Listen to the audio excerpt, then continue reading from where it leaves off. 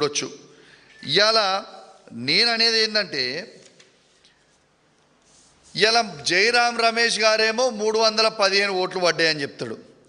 మరి 300 ఓట్లే ఎట్లా పడ్డాయి అంటే 15 ఓట్లు ఎటుపోయినాయి అంటే, ఈ 15 ఓట్లల్లో 8 తెలంగాణ కాంగ్రెస్ పార్టీ ఎంపీ ఓట్లన్నీ కూడా బీజేపీ క్యాండిడేట్కి ఇలా ఓట్లు వేసిండు అనేది స్పష్టంగా అర్థమవుతుంది.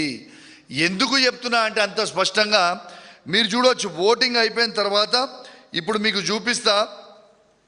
ఓటింగ్ అయిపోయిన తర్వాత ఇగోండి, రేవంత్ రెడ్డి గారు వారి ఎంపీలందరూ కూడా పోయి నిర్మలా సీతారామన్ గారికి కలిసి బొకే ఇచ్చి, మేము ఓట్లు మీరు చెప్పినట్టు ఓట్లు మేము ఖచ్చితంగా బీజేపీ క్యాండిడేట్కి వేసిరు మా ఎంపీలని.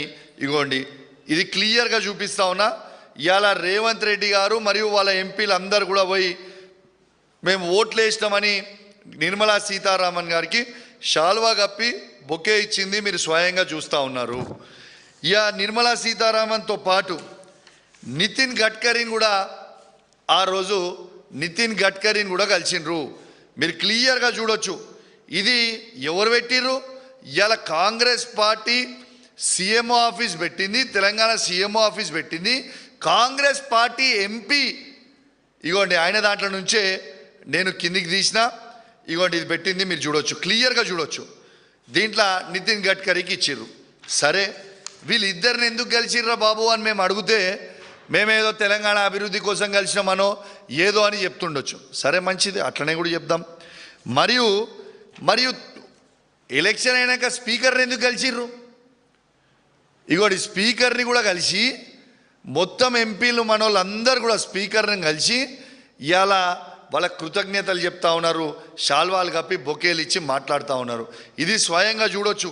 దీన్ని బట్టే మీరు అర్థం చేసుకోవచ్చు, దీనికంటే పెద్ద ఎవిడెన్స్ ఏమి కావాలా? ఇలా 315 ఓట్లు పడ్డాయనేమో జయరాం రమేష్ గారు చెప్తారు. వాళ్ళకి యాక్చువల్గా పోలింగ్ అయిందేమో కేవలం 300 ఓట్లే ఉంటాయి. దాంట్లో 15 ఓట్లు తక్కువ పడతాయి. ఆ 15 ఓట్లల్లో బాజాబ్తు 8 తెలంగాణకు సంబంధించిన పార్లమెంట్ సభ్యులు బాజాబ్తు బీజేపీ క్యాండిడేట్కి ఓటేసిరని ఖచ్చితంగా నేను ఎందుకు చెప్తున్నా అంటే, ఓటింగ్ అయిపోయిన నిమిషమే నిర్మలా సీతారామన్ కలుస్తారు, ఇలా నితిన్ గడ్కరీ గారిని కలుస్తారు, ఇలా స్పీకర్ని కలుస్తారు. ఇలా మరి దీని అర్థం ఏంటిది? ఖచ్చితంగా ఇలా తెలంగాణకి మరొక్కసారి రేవంత్ రెడ్డి గారు ద్రోహం చేసిరనేది చాలా స్పష్టంగా కనబడతా ఉన్నది. ఇలా ఒక్కటేసారి ఆలోచన చేయండి.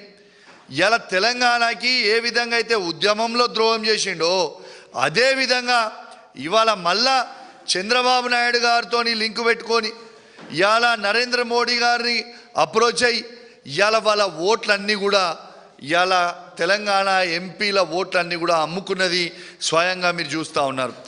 దీంతోపాటు స్వయంగా ఏమని చెప్పిర్రు? ఇవాళ నాకొక 3 కాంగ్రెస్ పార్టీ ఎంపీలు కలిసిర్రు. లేట్గా ఎందుకు పెడుతున్నా? 4 రోజులు లేట్ ఎందుకు అయింది రిజల్ట్ అయిపోయినాక కూడా 4 రోజులు లేట్గా ఎందుకు పెడుతున్నా అనేది కూడా చెప్తా ఉన్నాం. నాకు 3 కాంగ్రెస్ పార్టీ ఎంపీలు కలిసిండ్రు. ఇక వాళ్ళు నా దగ్గర మిత్రులు కాబట్టి వాళ్ళ పేర్లు నేను చెప్తలేను. కానీ వాళ్ళు కలిసి స్వయంగా వాళ్ళు నాకు చెప్పింది ఏంటంటే, మేమందరం కూడా బీజేపీ క్యాండిడేట్కి ఓటేసినాం, రేవంత్ రెడ్డి గారు చెప్పిర్రు, మేము చేసినాము, మరి ఇది ఒకసారి ప్రెస్ మీట్ పెట్టి అందరికి కూడా చెప్పు అని స్వయంగా కాంగ్రెస్ పార్టీ ఎంపీలు, ఆ సంబంధించిన 3 ఎంపీలు ఎవరైతే నన్ను కలిసిండ్రో వాళ్ళు చెప్పమంటేనే నేను చెప్తా ఉన్నా. మరి అప్పటిదాకా దీని మీద స్టడీ చేయలే.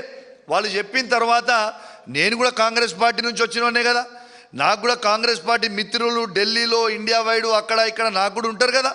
వాళ్ళకు కూడా ఫోన్ చేసిన, అన్న ఏం నడుస్తుంది అన్న, ఏం చేసిండ్రు, ఏం కథ, ఏం నడుస్తుంది అని అడిగితే, బాజాబ్తు 15 మంది ఎంపీలు అమ్ముడు వేయరు, ఆ 15 మంది ఎంపీలు అమ్ముడు వేయింది వాస్తవం, అండ్ల మీ తెలంగాణ ఎంపీలు 8 మంది అమ్ముడు వేయింది వాస్తవము అని స్వయంగా వాళ్ళ ఎంపీలు, నా మిత్రులు, ఉన్న కాంగ్రెస్ పార్టీలో ఉన్న పాత మిత్రులు ఢిల్లీలో కావచ్చు, ఇంకా చాలా రాష్ట్రాలలో వాళ్ళందరూ కూడా నాకు చెప్తే నేను చెప్పడం జరుగుతూ ఉంది. ఇవాళ రాహుల్ గాంధీ గారేమో ఓట్ చోరీ గురించి మాట్లాడుతూ ఉన్నాడు. ఇలా ఓట్ చోరీ అవుతుంది ఎక్కడ? స్వయంగా తెలంగాణలో నీ కాంగ్రెస్ పార్టీ ముఖ్యమంత్రే ఓటు చోరీ చేసుకొని బీజేపీ పార్టీకి వేస్తుంటే నిజంగా దీని గురించి ఏడవాలా నవ్వాలా నాకు అర్థమైతలేదు. ఇలా రేవంత్ రెడ్డి గారు మీరు స్వయంగా ఇలా ఈ ఘనత అనేది రేవంత్ రెడ్డి గారికే తగ్గుతుంది. ఎందుకంటే ఇలా రేవంత్ రెడ్డి గారు స్వయంగా సుప్రీంకోర్టు జడ్జి, మాజీ జడ్జి అయిన సుదర్శన్ రెడ్డి గారిని మోసం ఎట్లా చేయబుద్ధి అయిందయా నీకు అని నేను అడుగుతా ఉన్నాను. ఎందుకు మోసం చేసినావు అని నేను అడుగుతా ఉన్నాను. ఇలా తెలంగాణ బిడ్డ అయిన సుదర్శన్ రెడ్డి గారికి నీకు ఎట్లా మోసం చేయబుద్ధి అయింది? ఎప్పుడు కూడా నీ గురుదక్షిణ చంద్రబాబు నాయుడు గారికి, నరేంద్ర మోడీ గారికి ఇస్తూనే ఉంటావా? ఎందుకు అమ్మి ఓట్లన్నీ తెలంగాణ అన్నీ కూడా తీసి బీజేపీ పార్టీకి ఎందుకు వేసిండు? యావత్ తెలంగాణ సమాజానికి నువ్వు జవాబు చెప్పాలి. సుదర్శన్ రెడ్డి సార్, మీరంటే మాకు చాలా గౌరవం. కానీ మీ వెన్నుపోటు మిమ్మల్ని ముందలు పంపించిర్రు, వెన్నుపోటు పొడిచిర్రు. ఇవాళ ఆయన ఏం చెప్తుండు బయట రేవంత్ రెడ్డి గారు? రాహుల్ గాంధీ గారు చెప్పిర్రు, నేను క్యాండిడేట్ పెట్టినా. మోడీ గారు చెప్పిర్రు, నేను ఓట్లు వేసినా అని చెప్తా ఉన్నాడు. ఇది వాస్తవం కాదా? నేను చెప్పింది ఏదైనా అబద్ధం ఉందా? మరి నిజంగా లేకపోతే ఎలక్షన్లు అవుతుంటే ఎలక్షన్ సమయంలో, ఎలక్షన్ అయిపోయాక మీరు బీజేపీ పార్టీ మంత్రులను కలవాల్సిన అవసరం ఏమొచ్చింది? బీజేపీ పార్టీకి సంబంధించిన